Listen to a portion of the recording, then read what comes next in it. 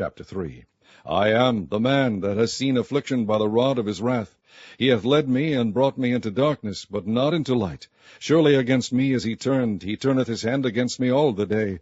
My flesh and my skin hath he made old, he hath broken my bones. He hath builded against me, and compassed me with gall and travail. He hath set me in dark places, as they that be dead of old. He hath hedged me about, that I cannot get out. He hath made my chain heavy.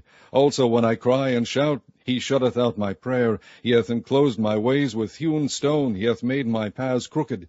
He was unto me as a bear lying in wait, and as a lion in secret places. He hath turned aside my ways, and pulled me in pieces. He hath made me desolate. He hath bent his bow, and sent me as a mark for the arrow. He hath caused the arrows of his quiver to enter into my reins. I was a derision to all my people, and their song all the day. He hath filled me with bitterness. He hath made me drunken with wormwood. He hath also broken my teeth with gravel stones. He hath covered me with ashes. And thou hast removed my soul far off from peace. I forgat prosperity. And I said, My strength and my hope is perished from the Lord, remembering mine affliction and my misery, the wormwood and the gall. My soul hath them still in remembrance, and is humbled in me. This I recall to my mind, therefore have I hope. It is of the Lord's mercies that we are not consumed, because his compassions fail not. They are new every morning. Great is thy faithfulness. The Lord is my portion, saith my soul, therefore will I hope in him. The Lord is good unto them that wait for him, to the soul that seeketh him. It is good that a man should both hope and quietly wait for the salvation of the Lord. It is good for a man that he bear the yoke in his youth. He sitteth alone, and keepeth silence, because he hath borne it upon him. He putteth his mouth in the dust, if so be there may be hope. He giveth his cheek to him that smiteth him. He is filled full with reproach. For the Lord will not cast off forever. But though he cause grief, yet will he have compassion according to the multitude of his mercies. For he doth not afflict willingly, nor grieve the children of men, to crush under his feet all the prisoners of the earth, to turn aside the right of a man before the face of the Most High, to subvert a man in his cause, the Lord approveth not. Who is he that saith, and it cometh to pass, when the Lord commandeth it not? Out of the mouth of the Most High proceedeth not evil and good? Wherefore doth a living man complain, a man for the punishment of his sins? Let us search and try our ways, and turn again to the Lord. Let us lift up our heart with our hands unto God in the heavens. We have transgressed, and have rebelled. Thou hast not pardoned. Thou hast covered with anger, and persecuted us. Thou hast slain, thou hast not pitied. Thou hast covered thyself with a cloud, that our prayer should not pass through. Thou hast made us as the offscouring and refuse in the midst of the people. All our enemies have opened their mouths against us. Fear and a snare is come upon us, desolation and destruction.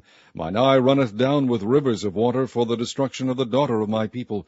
Mine eye trickleth down, and ceaseth not, without any intermission, till the Lord look down and behold from heaven. Mine eye affecteth mine heart, because of all the daughters of my city. Mine enemies chased me sore, like a bird, without cause.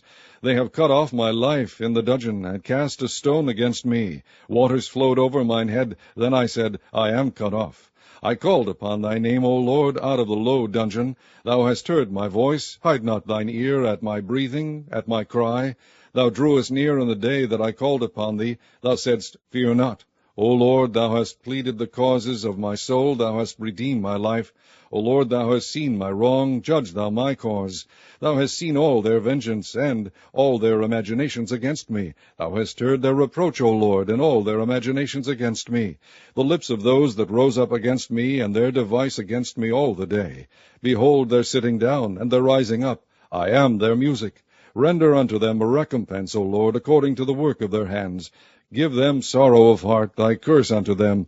Persecute and destroy them in anger, from under the heavens of the Lord. Chapter 4. How is the gold become dim? How is the most fine gold changed? The stones of the sanctuary are poured out in the top of every street. The precious sons of Zion, comparable to fine gold, how are they esteemed as earthen pitchers, the work of the hands of the potter? Even the sea monsters draw out the beast. They give suck to their young ones. The daughter of my people is become cruel, like the ostriches in the wilderness. The tongue of the sucking child cleaveth to the roof of his mouth for thirst. The young children ask bread, and no man breaketh it unto them. They that did feed delicately are desolate in the streets. They that were brought up in scarlet embrace dunghills. For the punishment of the iniquity of the daughter of my people is greater than the punishment of the sin of Sodom, that was overthrown as in a moment, and no hand stayed on her. Her Nazarites were purer than snow, they were whiter than milk, they were more ruddy in body than rubies, their polishing was of sapphire. Their visage is blacker than a coal, they are not known in the streets, their skin cleaveth to their bones, it is withered, it is become like a stick. They that be slain with the sword are better than they that be slain with hunger, for these pine away, stricken through for want of the fruits of the field. The hands of the pitiful woman have sodden their own children. They were their meat in the destruction of the daughter of my people. The Lord hath accomplished his fury, he hath poured out his fierce anger, and hath kindled a fire in Zion, and it hath devoured the foundations thereof. The kings of the earth and all the inhabitants of the world would not have believed that the adversary and the enemy should have entered into the gates of Jerusalem. For the sins of her prophets and the iniquities of her priests, that have shed the blood of the just in the midst of her, they have wandered as blind men in the streets, they have polluted themselves with blood, so that men could not touch their garments. They cried unto them, Depart ye, it is unclean, depart, depart, touch not. When they fled away and wandered, they said among the heathen, They shall no more sojourn there. The anger of the Lord hath divided them, he will no more regard them. They respected not the persons of the priests, they favored not the elders. As for us, our eyes as yet failed for our vain help. In our watching we have watched for a nation that could not save us. They hunt our steps, that we cannot go in our streets. Our end is near, our days are fulfilled, for our end is come. Our persecutors are swifter than the eagles of the heaven. They pursued us upon the mountains, they laid wait for us in the wilderness. The breath of our nostrils, the anointed of the Lord, was taken in their pits, of whom we said, Under his shadow we shall live among the heathen. Rejoice and be glad, O daughter of Edom, that dwellest in the land of Uz. The cup also shall pass through unto thee. Thou shalt be drunken, and shalt make thyself naked. The punishment of thine iniquity is accomplished, O daughter of Zion. He will no more carry thee away into captivity. He will visit thine iniquity, O daughter of Edom. He will discover thy sins. Chapter 5. Remember, O Lord, what is come upon us. Consider and behold our reproach. Our inheritance is turned to strangers, our houses to aliens. We are orphans and fatherless, our mothers are as widows. We have drunken our water for money. Our wood is sold unto us. Our necks are under persecution, we labor and have no rest. We have given the hand to the Egyptians and to the Assyrians to be satisfied with bread. Our fathers have sinned and are not, and we have borne their iniquities. Servants have ruled over us, there is none that doth deliver us out of their hand. We gat our bread with the peril of our lives because of the sword of the wilderness. Our skin was black like an oven because of the terrible famine. They ravished the women in Zion and the maids in the cities of Judah. Princes are hanged up by their hand. The faces of elders were not honored. They took the young men to grind, and the children fell under the wood. The elders have ceased from the gate, the young men from their music. The joy of our heart is ceased.